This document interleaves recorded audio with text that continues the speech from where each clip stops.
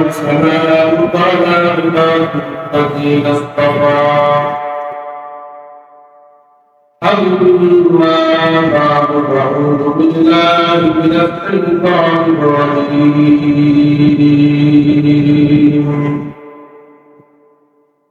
بسم الله الرحمن الرحيم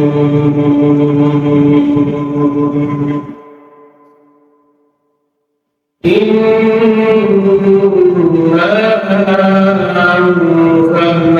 أنزلناه بليلة القدر وما أدراك ما ليلة القدر ليلة القدر خير من ألف شهر تنزل الملائكة والروح فيها بإذن ربهم من كل أمر سلام هي حتى مطلع الفجر صدق يا رب العالمين. সম্মানিত মুসলিম আসসালামু আলাইকুম ওয়া রাহমাতুল্লাহি ওয়া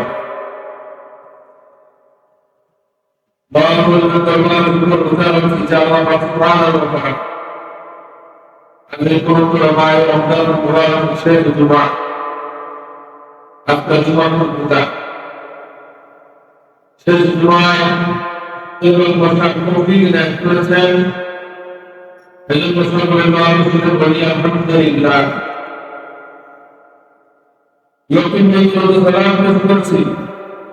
তিনি তাআলা মদিনা সনদে মুরসালিন মানব নবী রাহমাতাল লিল আলামিন নবী মুহাম্মদ রাসূলুল্লাহ সাল্লাল্লাহু আলাইহি ওয়াসাল্লাম রমজান শেষ জুমা আমরা আজকে আলোচনা করব এবং লাইলাতুল কদর। Allah Taala berkata Allah kita kepada Allah Subhanahu. Surah Al-Qadr. Surah Al-Qadr Allah Subhanahu wa taala. Berdoakan kepada Al-Qadr dalam diaje.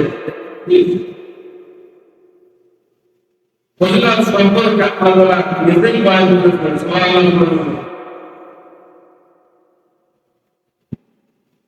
হুজুর সাল্লাল্লাহু আলাইহি ওয়াসাল্লামের পাঁচটি বাণী আল্লাহ তাআলা নিজেই দান করেছেন।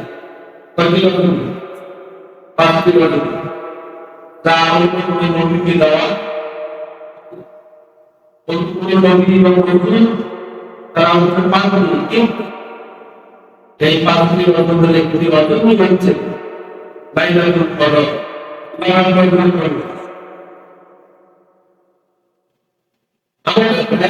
আমাদের সময়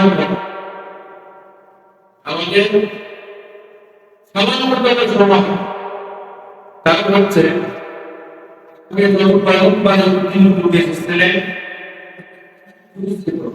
তারা লম্বা হায়াত পেয়েছিলেন, তাদের মধ্যে লম্বা হায়াত পেয়েছিল, কিন্তু আখির জামানার নবী মুহাম্মদ রাসূলুল্লাহ সাল্লাল্লাহু আলাইহি ওয়াসাল্লাম এক মুমিনের সামনে আয়াত পড়ে গেল। হুজুর সাল্লাল্লাহু আলাইহি ওয়াসাল্লাম এই চিন্তিত হয়ে পেরেশানি হলেন, যা প্রশ্ন করতে লাগলেন শাসনের বর্তন তারা খবরের বর্তন আদার বর্তন তারা এই বর্তনগুলো করে আল্লাহ সান্নিধ্য পেয়ে গিয়েছে। আমার অনুগত হায়াত কম, তারা এই 60 বছর বয়সে 70 বছর বয়সে কিভাবে তারা খাবার হজম দিবে, কিভাবে তারা হজম করবে? তারা বলেন আপনি চিন্তিত হবেন না, আপনি ভাবনাবেন না, আপনাদের পাঁচটি গল্পী দান করেন না, পাঁচটি গল্পী দান করবেন না। তার মধ্যে লাইলাতুল কদর এই রাত্রিতে একটি রাত যদি আপনার উম্মত আমার বান্দা রাখতে আল্লাহকে রাত্রি বা খুশি করার অর্থে যদি পরিবর্তনের আশা আল্লাহকে পাওয়া সে যদি তোমার আশীর্বাদ করে সে যদি একটি রাত যদি দেখেছেন পারে আল্লাহ রসুলের দোয়া আল্লাহ তার আমল নামায় দান করবে তার থেকে আল্লাহ ইচ্ছা করলে কিছু দান করে দিতে পারবো আমাদের থেকেও উত্তর এই মাস দিবাগত রমজান করা এটা এত বন্ধুতাকে কেন হলো কোরআন যেখানে লিখেছে তার সম্মান তার ইজ্জত আল্লাহ তাআলা পৃথিবীতে দিয়েছে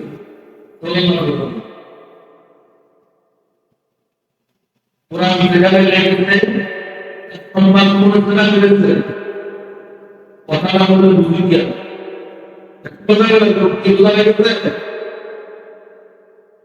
এই যে সুবহানাল্লাহ আলহামদুলিল্লাহ বলা আপনারা বুঝতে পারবেন কিন্তু বুঝতে পারবেন সুবহানাল্লাহ বুঝতে পারবেন সুবহানাল্লাহ বললেন তাফসীর কিতাবে লিখেছেন যে আল্লাহ তাআলা জান্নাতে ওই বান্দার জন্য একটি গান পরিকল্পনা করেছেন সুবহানাল্লাহ কিয়ামতের দিন এই সুবহানাল্লাহ বলার কারণে আলহামদুলিল্লাহ বলার কারণে আল্লাহু আকবার বলার কারণে ওই জান্নাতের জিনিসগুলো পাওয়া হবে এই ফলগুলো ওই বান্দাকে হারিয়ে দেওয়া হবে বান্দাকে কেউ বলা হবে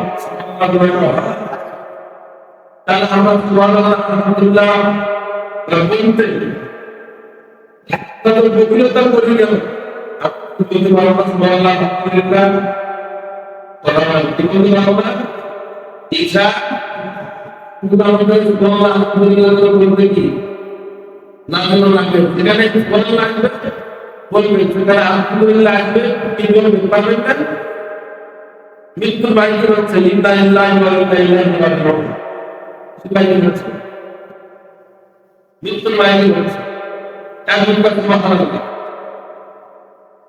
পাবে করতে বিদায় আল্লাহ বলে গেছেন সুবহানাল্লাহ তো মুসলিম ইন্না লিল্লাহি ওয়া ইন্না ইলাইহি রাজিউন করতে পারি না মানুষ বলতে যে সুবহানাল্লাহ না না বলে সেটাও জানে না ওই কথা তুমি বলো সুবহানাল্লাহ কিন্তু এটা সুরা কেন তাহলে ইন্না লিল্লাহি বলবে না আলহামদুলিল্লাহ বলবে তা সুবহানাল্লাহ বলবে তুমি সেটা হলো জানো না কেমন ময়দানে আল্লাহ দরবারে তুমি কি জবাব দিবে কথা বলো ঠিক কি না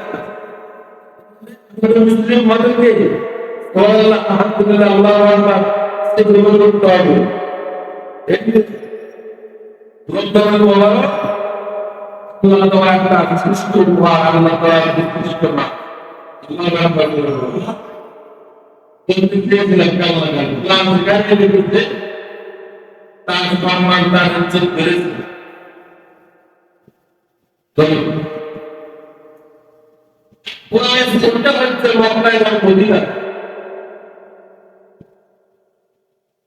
কোরআনের মানুষগুলো সব থেকে মক্কা এবং মদিনায় বসতি সেই মক্কার নাম দিতে হলে মক্কার মুকাররমা হলো এখানে কোরআনের নবী সাল্লাল্লাহু আলাইহি ওয়াসাল্লাম ওই সন্তান মা আল্লাহ তাআলা শুধু মক্কা রাখেন না মক্কা তুমি মুকাররমা রাখেন সাল্লাল্লাহু আলাইহি ওয়াসাল্লাম মদিনায় মুসলমানরা কোরআন হিজরত করলেন নবী আসলেন কোরআন হিজরত আল্লাহ মদিনার নাম পূর্বের নাম তো ছিল ইয়াসরিন আব্দুল্লাহ মদিনার নাম মদিনা রাখলেন মদিনা তো মোহাম্মদ বানালেন আল্লাহ তাহলে কোরআন লাগার কারণে মক্কার নাম আর মক্কা নেই মক্কা তো মুকাররমা কোরআন লাগার কারণে মাদিনা নাম শুধু মাদিনা নয় মাদিনা তো কোথাও কোরআন সিলবাইয়ের সম্পর্কে লিখেছিল সিলবাইয়ের সম্পর্কে ফেরেশতাদের মধ্যে সমস্ত ফেরেশতা সর্দার আল্লাহ তাআলা জিবরাইল আমিনকে করেছেন। এই কোরআন লিখেছেন মুহাম্মদ রাসূলুল্লাহ সাল্লাল্লাহু আলাইহি ওয়াসাল্লামের কাছে। এই কোরআন তার কাছে লাগার কারণে সমস্ত নবীদের চাইতে শ্রেষ্ঠ নবী বলে মুহাম্মদ সাল্লাল্লাহু আলাইহি ওয়াসাল্লামকে আল্লাহ কোরআনে ডাক দিয়েছেন। এই কোরআন যেখানে লিখেছে সম্মান করেছে। আমি যদি কোরআনের সঙ্গে কোরআনের কর্মী হয়ে কোরআনের সৈনিক হয়ে কোরআনের পক্ষে যদি আপনি আমি থাকি আপনার সম্মান আমার সম্মান বাড়বে কমবে পারবে। এরপর আমি যেহেতু এটা কোরআন নাজিলের মাস, এটা বরকতপূর্ণ হলো মাস, এই মাস যারা পেল গুনাহ মাফ করতে গেল না তাদের আত্মাটা তাদের মতো কমাল করা আপনার কাছে দিচ্ছেন জন্য দোয়া করবেন। তাহলে এই মাস আমরা পেয়েছিলাম, আমরা গুনাহ মাফের জন্য আল্লাহর কাছে উপযুক্ত হব। আমি গুনাহগার, তুমি রব্বা, আল্লাহ তুমি আমাকে মাফ করে দাও।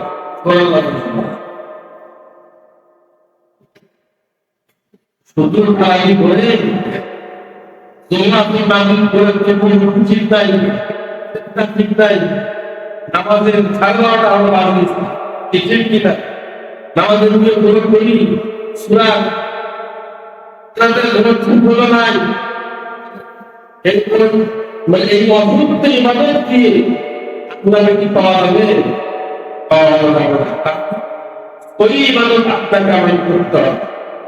কি ইবাদত করতে হবে বলুন? ওই ইবাদত করতে হবে আল্লাহ তাআলা ওই ইবাদত সম্পর্কে করার তৌফিক দান করুন। আল্লাহ আমিন।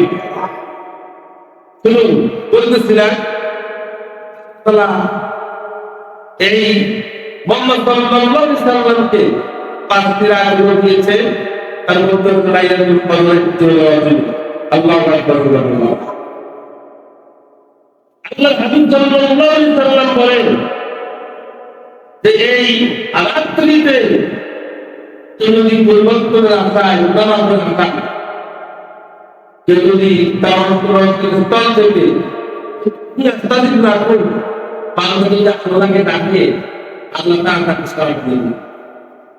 আল্লাহ কি করবেন জানেন? সাড়া দিবেন। তাহলে আল্লাহ যদি আপনার ডাকে আমার ডাকে যদি সাড়া দিতে দেন, আর আল্লাহ যদি আমার চাওয়া বলে আমার জীবনে যদি এক রজনীতে যদি মা ভুল করে তাহলে কপাল ঘটনা ধ্বংস, ঘটনা ধ্বংস ধন্য হয়। তাহলে এই রমজানুল মুবারকের শিক্ষাকে কেন্দ্র করে বাকি জীবন আপনি আমি চালাবো।